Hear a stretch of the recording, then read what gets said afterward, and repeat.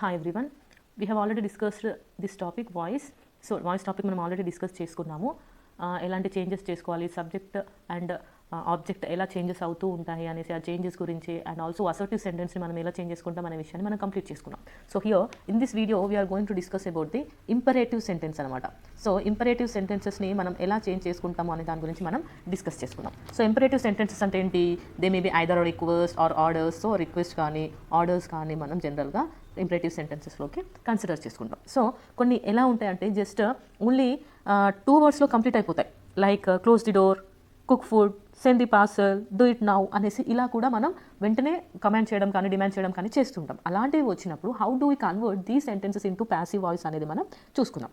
Okay, so ఇలాంటివి change చేయాలి అనుకున్నప్పుడు ఏం చేయాలి అంటే, సో ఎగ్జాంపుల్ అక్కడ మనకి ఓన్లీ ఏమిస్తారు, జనరల్గా ఆర్డర్స్ లాంటివి వచ్చినప్పుడు అక్కడ ఓన్లీ వర్బ్ ఉంటుంది అండ్ ఆల్సో ఆబ్జెక్ట్ మాత్రమే ఉంటుంది. సో ఇలా సబ్వర్బ్ అండ్ ఆబ్జెక్ట్ మాత్రమే ఉండి ఎలాంటి సబ్జెక్ట్ లేకపోతే we have to add let. Okay, so let అని రాసేసి అప్పుడు మనం దానికి అక్కడ ఆబ్జెక్ట్ని యాడ్ చేయాలి and then we will write be and then V3. అర్థమైంది కదా? సో వర్బ్ ఆబ్జెక్ట్ మాత్రమే వచ్చినప్పుడు, సో ఈ వర్బ్ ఏంటి, ఇది అనమాట. ఓకే, ఏదైనా వర్బ్ ఇచ్చేసి ఆబ్జెక్ట్ మాత్రమే ఇస్తే అలాంటి సిచ్యువేషన్స్లో మనం ఏం చేయాలి, లెట్ ఆబ్జెక్ట్ అంటే లెట్ అని పెట్టేసి ఈ ఆబ్జెక్ట్ని రాసి బీ అని రాసేసి అంటే బీ ఫామ్లో బీని రాసి వర్బ్ని మనం రాసుకుంటాము. ఓకే, సో నెక్స్ట్ దీంట్లో మనం ఎగ్జాంపుల్స్లో కొన్ని చూసుకుందాం. ఓకే, సో ఎగ్జాంపుల్స్లో చూసుకుంటే close the door, close the door అనేసి ఇచ్చారు. క్లోజ్ అనేది వర్బ్, ది డోర్ అనేది ఆబ్జెక్ట్. సో దీన్ని మనం ఆన్సర్లోకి రాసినప్పుడు ఏమవుతుంది, లెట్ అనేది యాడ్ చేయాలి అని చెప్పారు. ఓకే, సో లెట్ తర్వాత ఆబ్జెక్ట్, ఆబ్జెక్ట్ ఏంటి, the door.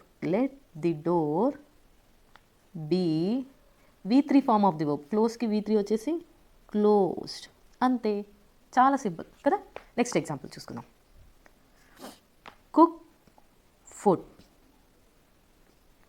Okay, so cook ఫుడ్లో కుక్ అనేది వర్బ్, ఇది ఆబ్జెక్ట్. సో ఇక్కడ ఏదైనా ఉండనివ్వండి, మనకు ఏ వర్బ్ ఫామ్ అయినా ఉండనివ్వండి, మనకి ఏంటి ఎప్పుడైనా కూడా V3 ఫామ్ అనేది అవసరం ఉంటుంది. సో లెట్ ఏముంది ఇక్కడ, the food. Okay, let the food be cooked. Okay, అర్థమైందా? So let the food, the ఇక్కడ లేదు కదా, మనం ఎందుకు యాడ్ చేసుకున్నామంటే జస్ట్ దాన్ని మీరు యాడ్ చేసుకుంటే సరిపోతుంది. ఓకే, దా ఒకటి మీరు ఎక్స్ట్రా యాడ్ చేసుకోండి.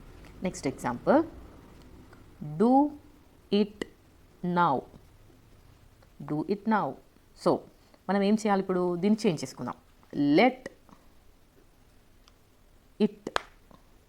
It be done now.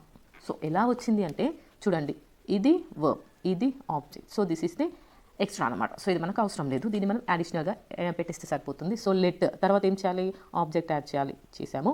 Next be form వచ్చేసి యూస్ చేసి నెక్స్ట్ డన్, డూకి V3 వచ్చేసి done. Let it be done now. Okay, అర్థమైంది కదా. So this is the answer. One more example, send the parcel. So send the parcel. So send అనేది ఏంటి, verb, the parcel అనేది object. Answer రాసుకుందాం. Let the parcel be send is the V3. Okay, ఇవన్నీ active voice, ఇవన్నీ passive voice. Okay, అర్థమైంది కదా.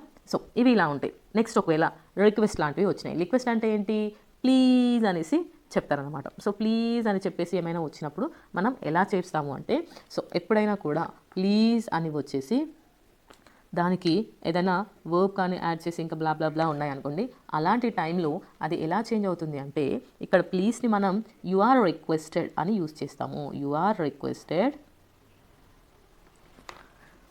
To అని రాసేసి నెక్స్ట్ ఇక్కడున్న వి ఉంటుంది కదా, సో ఆ వీని మనం ఇక్కడ రాస్తామన్నమాట. హియర్ వి ఎప్పుడు కూడా ఇక్కడ V1 గానే ఉంటుంది అండ్ నెక్స్ట్ లెస్ అని మీనింగ్ బ్లా బ్లా బ్లా అని రాసేసుకుంటాం.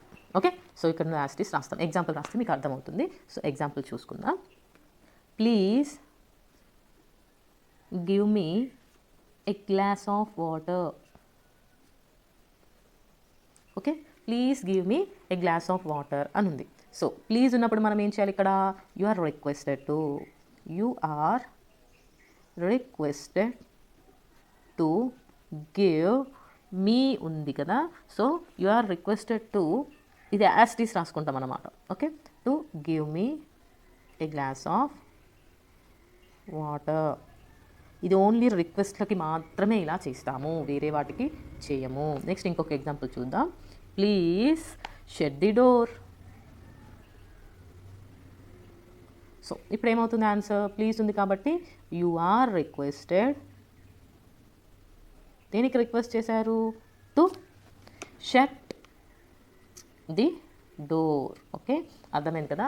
సో రిక్వెస్ట్ అండ్ ఆర్డర్స్ వచ్చినప్పుడు మనం ఇలా యూజ్ చేస్తాము. ఓకే, అర్థమైంది కదా. సో నెక్స్ట్ మనం ఇంట్రాగేటివ్ సెంటెన్స్ చూసుకుందాం. ఇంటరాగేటివ్ సెంటెన్సెస్లో చూసుకుంటే మనం 2 types ఆఫ్ క్వశ్చన్స్ వస్తాయి. ఒకటి WH questions like what, where, why, which. Okay, so ఇలాంటి క్వశ్చన్స్ వస్తాయి. అండ్ నెక్స్ట్ ఇంకొక క్వశ్చన్స్ మోడల్లోకి వచ్చేస్తే ఏముంటాయంటే అందులో like do, does, did. Okay, లేదంటే మనం హెల్పింగ్ వర్బ్స్ యూస్ చేసి లైక్ ఈజ్, వాస్ ఇలాంటివి యూస్ చేసి కూడా లైక్ క్యాన్ అనేసి యూస్ చేసి కూడా మనకి క్వశ్చన్స్ వస్తాయి. సో ఒకవేళ WH క్వశ్చన్స్ వచ్చినప్పుడు we will use the same thing. Okay, దీని వచ్చినప్పుడు మనం ఏం చేస్తామంటే సేమ్ క్వశ్చన్ వర్డ్ యూస్ చేసి రిమైనింగ్ సెంటెన్స్ని మాత్రమే మనం చేంజ్ చేస్తాం. ఒకవేళ ఇవి వచ్చినప్పుడు మనం వీటి టెన్స్ని బట్టి మనం చేంజెస్ చేసుకుంటాం. ఓకే, అండ్ నెక్స్ట్ ఇంకొకటి ఉంది, అదేంటి అంటే WHO హూ అని వస్తే మాత్రం బై హూమ్ అని రాసుకోవాలి. ఓకే, అర్థమైంది కదా. మనం ఎగ్జాంపుల్స్ చూస్తే ఇంకా క్లియర్గా అర్థమవుతుంది. సో ఎగ్జాంపుల్ చూసుకుందాం. ఫస్ట్ WH అంటే సేమ్ ఉండే వాటి గురించి చూసుకుందాం. ఒకటి what does she give you అనేసి ఒక క్వశ్చన్ ఉందన్నమాట. What does she give you question mark. ఇది యాక్టివ్ వాయిస్ అనమాట. సో దీన్ని మనం ప్యాసివ్ వాయిస్లో చేంజ్ చేసేటప్పుడు, సో ఇక్కడ ఏముంది WH అనేది ఉన్నప్పుడు మనం ఏం చేయాలి? సేమ్ రాసుకోవాలి. సో వాట్ యాజ్ ఈస్ వాట్గానే ఉంటుంది. సో నెక్స్ట్ రిమైనింగ్ సెంటెన్స్ని మాత్రమే మనం చేంజ్ చేసుకుంటాము. సో రిమైనింగ్ సెంటెన్స్ని చూసుకుంటే ఇక్కడ ఏముంది? ఇక్కడ షీ గివ్ యూ అని ఉంది. Okay, so she give you ఉంది కాబట్టి ఇక్కడ ఆబ్జెక్ట్ ముందుకు వస్తుంది. ఓన్లీ ఇదే చూసుకుందాం, ఓన్లీ ఇక్కడే చూసుకొని దీన్ని మనం సెంటెన్స్ ఎలా చేంజ్ చేసుకోవాలి? ఆబ్జెక్ట్ ముందుకు వస్తే ఈ యూ ముందుకు వస్తుంది, షీ కాస్త వెనక్కి వెళ్ళి హర్గా మారుతుంది, గివ్ కాస్త గివెన్గా మారుతుంది. అంతే కదా, మనకు తెలిసింది. గివ్ ఏమవుతుంది? గివెన్ అవుతుంది. యూ వచ్చేసి యూ యాస్టీస్ ఉంటుంది, షీ ఏమో హర్గా చేంజ్ అవుతుంది. ఎప్పుడు? ఇవన్నీ ఇక్కడికి వచ్చినప్పుడు. ఓకే, సో అండ్ నెక్స్ట్ మనకి ఇక్కడ హెల్పింగ్ వర్బ్ యాడ్ చేయాలి కదా. యూ ఉంది కాబట్టి మనం ఏం చేస్తాము? యూఆర్ అనేసి రాసుకుంటాం. ఓకే, సో కానీ ఎప్పుడైనా కూడా క్వశ్చన్స్ రాసేటప్పుడు ఏం చేయాలి? ఇక్కడ ఉన్నటువంటి ఈ సబ్జెక్ట్కి ముందే ఈ వర్బ్ అనేది, హెల్పింగ్ వర్బ్ అనేది వస్తుంది. సో ఆన్సర్ ఏంటి? జనరల్గా అయితే మనం రాయాల్సిన ఆన్సర్ ఏంటి అంటే ఇక్కడ చిన్నగా రాస్తున్నా చూడండి, వాట్ అని రాసి remaining sentence as it is రాయాలి కదా. What you are given by her కదా. వాట్ యు ఆర్, ఇది చూడకండి, షీ గివ్ యూ అని ఉంది. షీ గివ్ యూని మనం ఏం చేస్తాం? You are given by her. అంతేనా? యూ అయింది. నెక్స్ట్ గివ్కి దీనికి మధ్యలో ఏం లేదు, ఇక్కడ ఇది V1 కాబట్టి మనం ఏం చేస్తాము? ఈ శామ్ ఆర్లో రాసుకోవాలి. కాకపోతే ఇక్కడ యూ ఉంది కాబట్టి ఆర్ అని రాసుకున్నాం. నెక్స్ట్ వర్బ్ వచ్చేసి గివెన్, నెక్స్ట్ బై యాడ్ చేసుకోవాలి, షీ హర్ అవుతుంది. ఇది మనకు ఆల్రెడీ తెలుసు. ఓకే, ఇక్కడ వాట్ అనేది ఎక్స్ట్రా ఉంది కాబట్టి ఇవి రెండు ప్లేసెస్ ఎక్స్చేంజ్ అవుతాయి. Okay, what you are given by her అనేది రాంగ్ అనమాట. ఇట్స్ ఏ రాంగ్ అనమాట. ఇది వే ఆఫ్ సెంటెన్స్ ఫార్మేషన్ తప్పు. అప్పుడు ఏమవుతుంది? ఆర్ ఇక్కడికి వచ్చేసి what are you given by her అనేసి రాయాలి. సో నా కరెక్ట్ ఆన్సర్ ఏంటి? What are you given by her. Okay, so this is the passive voice. Next ఇంకొక ఎగ్జాంపుల్ చూడండి, మీకు అర్థం అవుతుంది ఇంకా క్లియర్గా.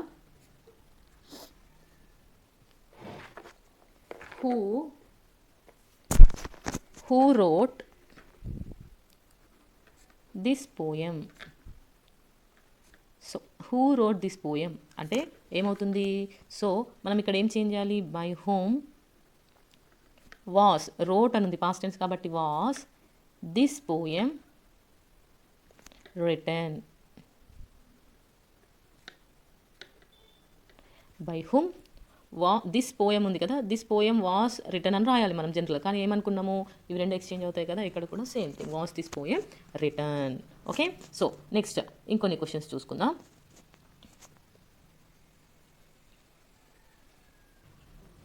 Is cricket played by him. So is cricket played by him is one question. So ఇక్కడ WH question ఏమీ లేదు. సో ఇలాంటి క్వశ్చన్స్ వచ్చినప్పుడు మనం ఏం చేయాలి? So is cricket played by him అనేది ఉంది. సో ఇది యాక్టివ్ వాయిస్ కాదు, ప్యాసివ్ వాయిస్లో ఉంది క్వశ్చన్.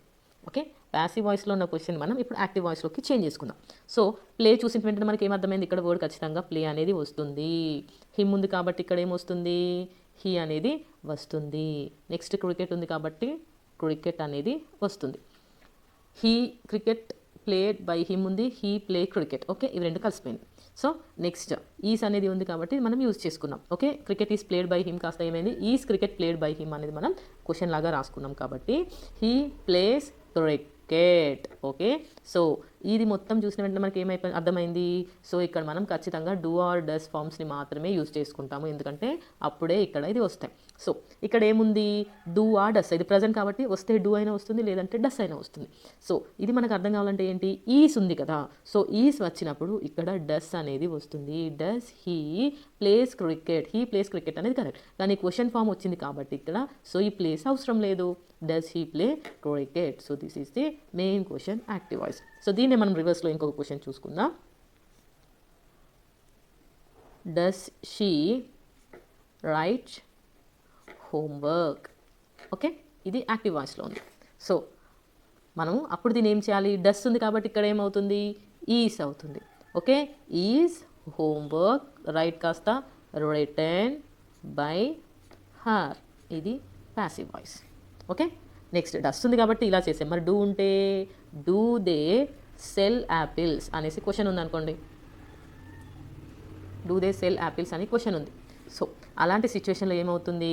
సో డూ ఉంది కాబట్టి అక్కడ ఏమవుతుంది? అది ఖచ్చితంగా యాపిల్స్ని చూపిస్తుంది కాబట్టి ఈస్ ఫామ్ కాదు, ఆర్ ఫామ్ వస్తుంది. ఆర్ నెక్స్ట్ ఏంటి? Apples cell sold by they becomes them question mark. Okay, అర్థమైంది కదా? సో ఏం లేదు, డూ ఫామ్ క్వశ్చన్స్ వచ్చింది అనుకోండి, డస్ ఉంటే ఈస్ రావాలి, డూ ఉంటే ఆర్ రావాలి. ఓకే, సో దే ఉంది కాబట్టి దెమ్ చేంజ్ చేసాం. షీ ఉంటే హర్ అవుతుంది, రైట్ ఉంది రిటర్న్, హోంవర్క్ అనేది ఆబ్జెక్ట్ కదా. సో ఇది తీసేయండి, ఇది ఎప్పుడైనా ముందుకు వస్తుంది, ఇది వెనుకకు వస్తుంది. దీని ముందు ఖచ్చితంగా బై ఫామ్ యూస్ చేస్తాము, బై ఫామ్ యూస్ చేస్తాము, సెల్ సోట్, అంతే. అర్థమైంది కదా? డస్ షీ రైట్ హోంవర్క్ అని ఉంది. డస్ ఉంది కాబట్టి మనం ఏం చేసాం? ఇక్కడ ఈస్ని ఫామ్ని రాసుకున్నాము. ఈస్ ఆర్లో మనం ఇది ఈస్ ఫామే రాసుకొని నెక్స్ట్ ఆబ్జెక్ట్ని తీసుకొచ్చాము. నెక్స్ట్ వర్బ్ని V3 ఫామ్, బై రాసి సబ్జెక్ట్ని ఆబ్జెక్ట్గా చేంజ్ చేసాం. ఇక్కడ కూడా సేమ్ థింగ్ జరిగింది. సో డూ ఉంది, డూ దే సెల్ యాపిల్స్ అనేసి అడిగారు. సో ఇక్కడ డూ ఉంది కాబట్టి మనం ఆర్ ఫామ్ని తీసుకొని, ఆర్ ఎందుకు తీసుకున్నాం అంటే ఇక్కడ యాపిల్స్ అనేది ప్లూరల్ కదా. సో యాపిల్స్ అంటే ప్లూరల్ కాబట్టి మనం ఇక్కడ ఏం రాయాలి? ఆర్ అనే రాయాలి. ఓకే, సో మనం ఆ లాజిక్లో చూసుకున్నా కూడా ఆర్ అనే రాయాలి. ఆర్ ఈ ఇక్కడ ఉన్నటువంటి ఈ ఆబ్జెక్ట్ అనేది ఏమైంది? యాపిల్స్. ఇదిని V3 ఫామ్. నెక్స్ట్ బై అనేది కామన్గా మనం రాసే ప్రిపోజిషన్. నెక్స్ట్ దే కాస్త దెమ్గా చేంజ్ అయింది, అంతే. ఓకే, అర్థమైంది కదా? So these are the different types of, అంటే ఇవన్నీ కూడా మనకి యూస్ అయ్యేటువంటి వాయిస్ అనమాట. ఓకే, సో ఇవన్నీ వాయిస్లో కన్సిడర్ చేసుకుంటాము. అండ్ నెక్స్ట్ మనం టెక్స్ట్ బుక్లో ఉన్నటువంటి వాయిస్ ఎగ్జాంపుల్స్ని చూసుకుందాం. ఓకేనా?